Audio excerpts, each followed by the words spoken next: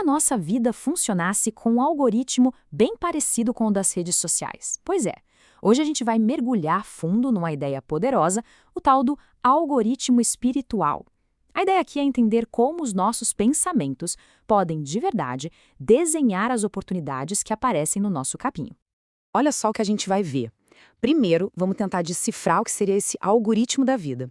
Depois, a gente entende como os nossos cliques mentais, digamos assim, funcionam.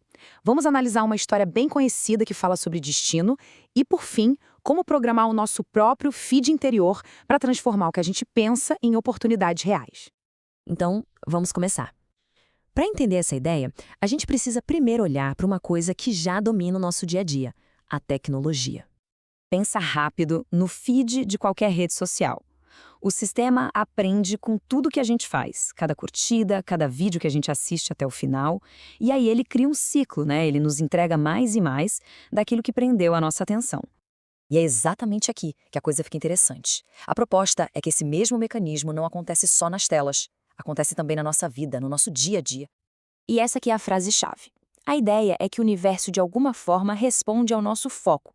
Nossos pensamentos, aquilo em que a gente coloca a nossa atenção, funcionam como cliques. E a partir daí, esse tal algoritmo espiritual começa a trazer oportunidades que têm tudo a ver com esses cliques. Mas olha, tem um ponto importantíssimo aqui. Esse algoritmo é totalmente neutro. Ele não sabe o que é bom ou ruim pra gente. Ele simplesmente responde para onde a gente está olhando, para onde o nosso foco está. Funciona para os dois lados.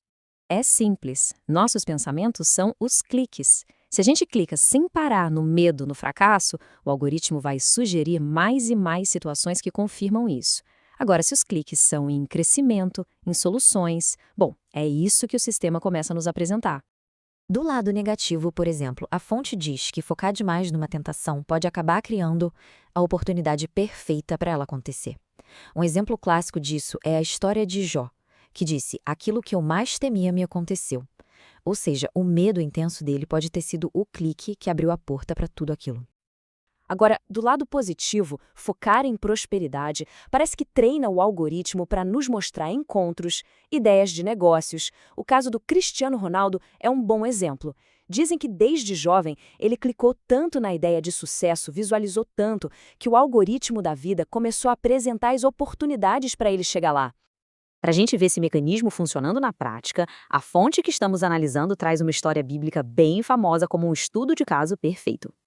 Vamos analisar a sequência. A ordem era bem clara: ir para Nínive, mas a cabeça de Jonas, o foco dele estava aonde? Em fugir para Tarsis. E o que acontece quando ele chega no porto? O que o algoritmo apresentou para ele? Exatamente isso: um navio prontinho para sair, com destino a Tarsis. Fica muito claro, né? O sistema entregou a oportunidade, que estava alinhada com o pensamento fixo de Jonas, e não com o propósito original dele. A oportunidade seguiu o clique, e não a missão. Ok, se a gente entendeu o conceito, a pergunta agora é: como usar isso a nosso favor? Como é que a gente pode, de forma consciente, começar a programar o nosso próprio feed de oportunidades? E a fonte aponta para essa passagem como se fosse um verdadeiro manual de programação. É uma instrução bem direta sobre em que tipo de coisa a gente deveria clicar para treinar o nosso algoritmo. Em outras palavras, em vez de deixar os pensamentos soltos, viajando pelo medo, pela fofoca, pela negatividade, a sugestão é fazer uma curadoria. Sabe? Escolher ativamente focar no que é verdadeiro, no que é justo, no que é positivo. É como treinar o nosso algoritmo interno. E agora a gente chega num ponto fundamental, um detalhe que define todo esse conceito e evita qualquer mal-entendido. E aqui vem o esclarecimento mais importante.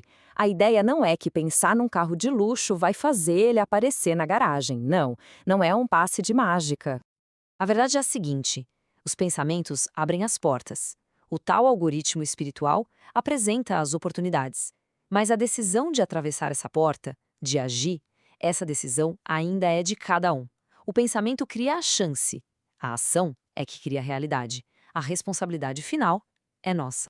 Esse versículo final meio que resume o poder do nosso mundo interior, né? A forma como a gente pensa, como a gente imagina, não só influencia o que acontece do lado de fora, mas no fim das contas define quem a gente se torna.